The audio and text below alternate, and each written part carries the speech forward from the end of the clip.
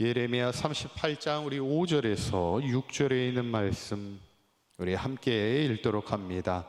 시드기야 왕이 이르되 보라 그가 너희 손안에 있느니라.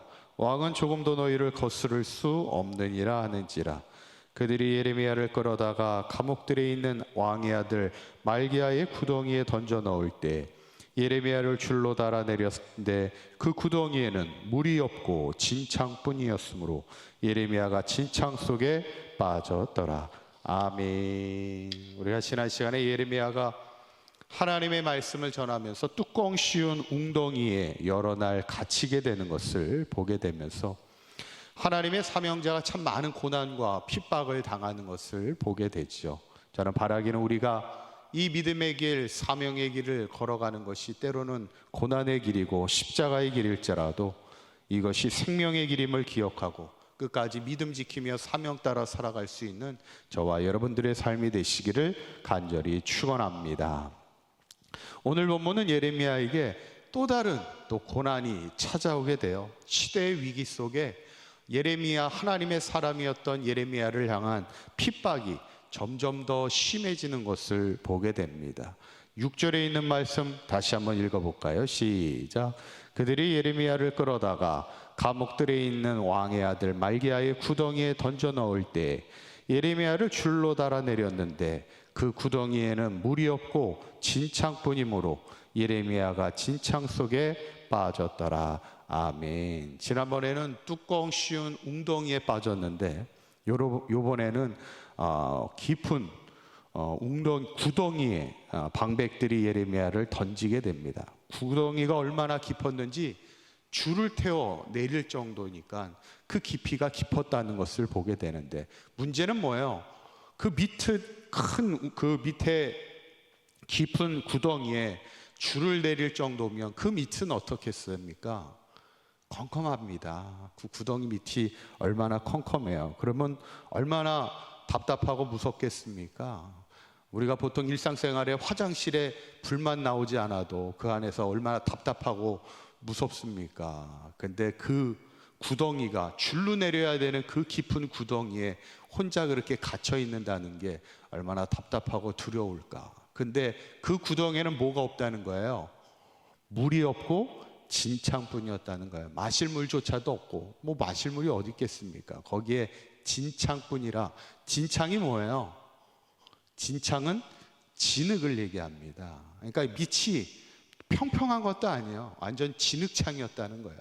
그러니까 그 깊은 구덩이에 빠져 있는데 컴컴하죠. 물은 없죠. 거기에 진흙창에 빠져 있는 거입니다. 그러다 보니까 얼마나 답답하고 또 그 지내기가 얼마나 고단하겠습니까? 근데 그때 하나님이 예레미야를 도우십니다. 어떻게 도우시는가? 7절에 있는 말씀 한번 읽어보도록 합니다. 시작. 왕국 내시 구스인 에베멜렉이 그들이 예레미야를 구덩이에 던져 넣었음을 들으니라. 그때 왕이 베냐민 문에 앉았더니 누가 예레미야가 구덩이에 던져진 것을 들어요? 왕국 내시 구스인 에벳멜렉이라는 인물입니다. 이거 여기 보면 왕국 내시면은 뭐 큰 권력을 가진 사람은 아니지만 그래도 왕 옆을 지키는 사람이니까 왕에게 청원할 수 있는 기회는 가지고 있었고, 구스인이라는 것은 이제 애굽 쪽, 아프리카 쪽을 얘기하니까 어떻게 보면 같은 유대인도 아니고 이방인이 예레미야를 돕게 되는데 그 이름이 에벳멜렉이라는 사람이죠. 참 어떻게 보면 하나님이 예레미야를 에벳멜렉이라는 사람을 통해 도우시게 되는데 어떻게 보면 참 생각지 않은 인물입니다. 예레미야에게 있어서는 참 선물 같은 그런 사람이 아닐까 이런 생각을 해봐요. 저도 목회를 하고 있지만 목회를 하면서 교회 사역을 이렇게 하다 보면 생각지 않은 분들이 이렇게 귀하게 헌신하거나 귀하게 섬겨가는 모습을 보면 참 그것이 감동이 되고 또 어떤 생각이 드냐면 참 선물 같은 사람이다 이런 생각이 들 때가 있어요. 예수님의 제자 중에 마태라는 사람이 있습니다. 이 마태라는 사람이 전직 어떤 일을 한 사람인지 아시나요?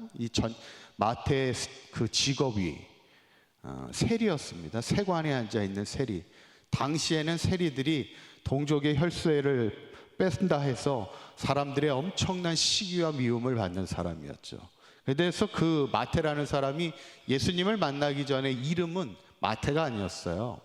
레위였습니다. 레위라는 이름을 가졌는데 그가 예수님을 만나고 나서 그의 이름이 마태로 이렇게 바뀌게 되는데, 마태의 뜻이 뭐냐면 하나님의 선물이라는 뜻입니다. 어쩌면 마태라는 사람이 더 이상 사람들에게 미움을 주고 어려움을 주고 박해를 주는 그런 미움 같은 존재가 아니라 이제는 그가 예수를 믿고 나서 많은 사람들에게 하나님의 선물 같은 존재가 되라. 어쩌면 주님이 주신 이름이 아니겠는가. 오늘 왕국 내시 구스인 에벤멜렉이 왕에게 이제 이렇게 간청을 합니다. 9절에 있는 말씀 한번 읽어보도록 합니다. 시작. 내 주 왕이여, 저 사람들이 선지자 예레미야에게 행한 모든 일은 악하나이다. 성중에 떡이 떨어졌거늘 그들이 그들 구덩이에 던져 넣었으니 그가 거기에서 굶어 죽으리이다 하니. 아멘. 지금 방백들이 예레미야를 던졌을 때 이제 왕에게 간청하는 거예요.